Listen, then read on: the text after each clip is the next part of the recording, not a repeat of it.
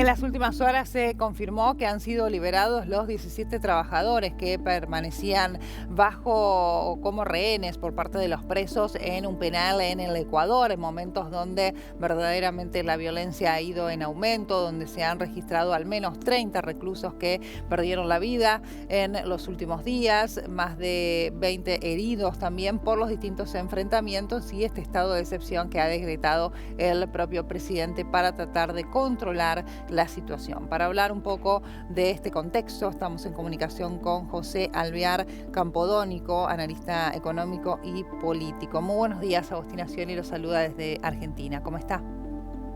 Agustina, buenos días. Aquí a tu disposición para conversar un poco. Muchas gracias. Bueno, ¿cómo ve en términos generales lo que está sucediendo en Ecuador? Una situación prácticamente de descontrol, pero una violencia que se viene registrando ya en los penales hace muchos años atrás, ¿verdad?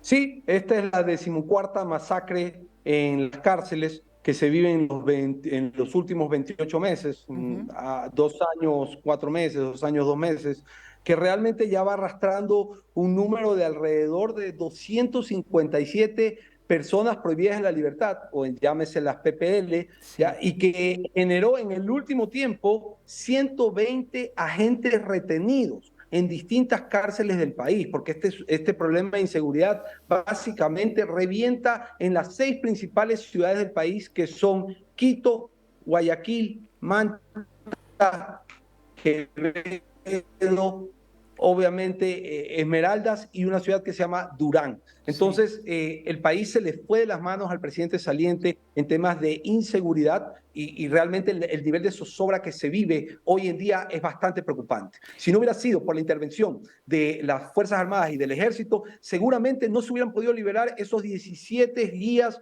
penitenciarios en Esmeraldas, ni esos 120 agentes que a nivel nacional, en este brote, en estas 6 ciudades principales, fueron víctimas de secuestro por parte de los mismos reos en las penitenciarías. Claro, digo, una situación de caos total, ¿no? Porque esto se traslada también a las calles. No solamente estamos hablando de violencia a puertas adentro en los penales, sino que estamos hablando de ciudadanos que hoy estimo conviven con miedo, de un turismo que estimo también habrá disminuido en el Ecuador producto de estos hechos de violencia, de un alcalde, sin ir más lejos, y el hecho más fuerte de esta semana, un alcalde asesinado, ¿no? En plena calle. Agustina, lamentablemente lo que usted ha dicho es una dura realidad. Imagínese usted, el año pasado, en el 2022, la proyección de muertes de homicidios intencionales por cada 100.000 personas era de 25. Esa fue la cifra final. La proyección este año era de 35. Pero la realidad es que antes que termine el año ya estamos en 40 muertes intencionales de cada 100.000 habitantes. ¿Qué quiere decir eso? Que seguramente hasta diciembre sobrepasaremos el dato estadístico de 7.000 muertes vía homicidios intencionales. Los secuestros han aumentado en un 300% y esto obviamente tiene una injerencia terrible en todo, no solamente en el sentir anímico de sus ciudadanos, sino también en el comercio local, porque todo está resentido. Nadie quiere ir a un restaurante a cenar, nadie quiere salir a las calles por mucho tiempo.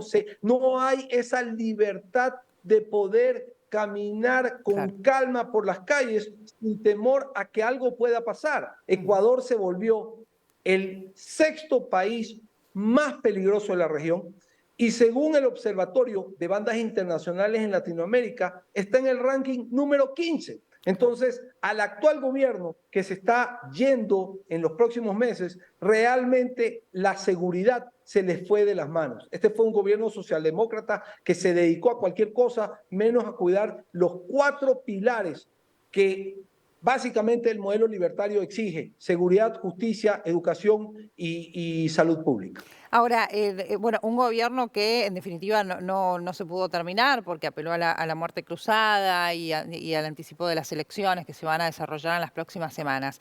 Pero digo, era una situación que en realidad ya se venía gestando, ya se venía dando, las bases eran las mismas, independientemente de que las medidas probablemente que se hayan tomado en el gobierno no hayan sido, según su análisis, las correctas. Este estado de excepción que ha decretado y el toque de queda en algunos puntos del país, ¿usted coincide con esta medida? Y de ser así, ¿cuánto tiempo se puede extender? A ver, es un nuevo estado de excepción que el presidente de la República decreta, pero el problema es que de los casi 20 estados de excepción que ha declarado el presidente, Sí. ninguno ha tenido la efectividad del caso, porque el problema básicamente, Agostina, como usted bien lo comentaba, está pues años atrás cuando el señor Correa pues irresponsablemente cierra la base norteamericana en la ciudad de Manta, que es Ujú. un punto clave para controlar el ingreso del problema del narcotráfico, que es un problema regional al Ecuador, cuando el señor Correa irresponsablemente y con mucha mente maquiavélica autoriza que los extranjeros puedan entrar a este país sin un pasado judicial. Entonces ahí se empezó a sembrar toda la cosecha de caos y de zozobra que hoy en día vive el país. Vea usted lo que decía minutos atrás, lo que pasó el fin de semana. Es el segundo alcalde que asesinan. O sea, imagínense, Claro. si a un funcionario público que cuenta con seguridad lo asesinaron a plena luz del día, ¿qué nos depara a los ciudadanos que no somos funcionarios públicos y que no contamos con una seguridad privada y que más bien exigimos que quienes tienen que cuidar el orden, como la Policía Nacional, sean quienes nos garanticen esa calma? Pero cuando usted tiene un gobierno que no les dio un respaldo jurídico, que no los equipó, que no los capacitó y que de paso les quitó recursos, ¿qué puede hacer la policía en pro de cuidar a la ciudadanía? Entiendo por lo que viene relatando que para usted la solución es decir, ¿qué pasará de aquí en adelante, ¿no? Porque el gobierno está próximo a irse, hay elecciones en el Ecuador. ¿Cuál debiera ser la política de aquí en adelante para poder erradicar esta violencia que lamentablemente ha ido en aumento y tal como usted decía, ha llegado a un punto en el que el Ecuador se puede inclusive convertir en el país más violento de la región? Bueno, quienes ganen la presidencia de la República, que van a venir a gobernar con una administración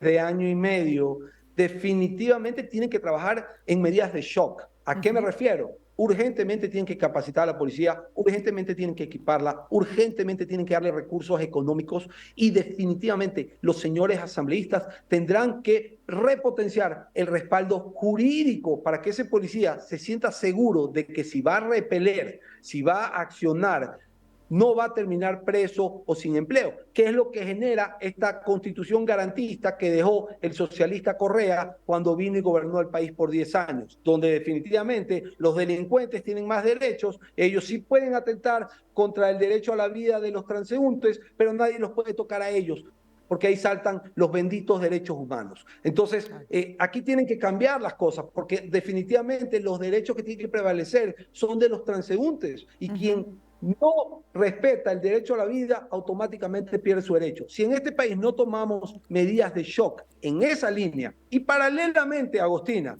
planes de inclusión social, de generación de empleo, de capital semilla, Sí. de nuevos sistemas educativos, que son planes a más largo plazo para reinsertar a la sociedad, a esa juventud que se nos está desviando, el país no va para adelante, sino va como el cangrejo para atrás. Ujú. Sí, es un proyecto que requiere de años, ¿no? Y de esta misma base a la que usted hace referencia. Digo, no es un cambio de un Ahora, año para el otro, ni alcanza con un gobierno de algunos pocos años. Es un proyecto muy a no, largo plazo. y habrá que pensar con la nueva asamblea en por qué no apostar a la pena capital, a la pena de muerte, en el Ujú. caso de sicarios, en el caso de pedófilos y en el caso de secuestradores. Si usted viene al Ecuador, el nivel de zozobra que se vive realmente la lleva a pensar de que de forma temporal hay que tomar medidas de shock para disuadir un poco a la delincuencia que de forma avesada irrumpe todos los días en los hogares de los ecuatorianos, llevándose un familiar o secuestrándolo o atentando contra sus bienes. Clarísimo en su análisis. Le quiero agradecer por estos minutos con nosotros. Ha sido muy amable y como siempre nuestros mejores deseos para el Ecuador.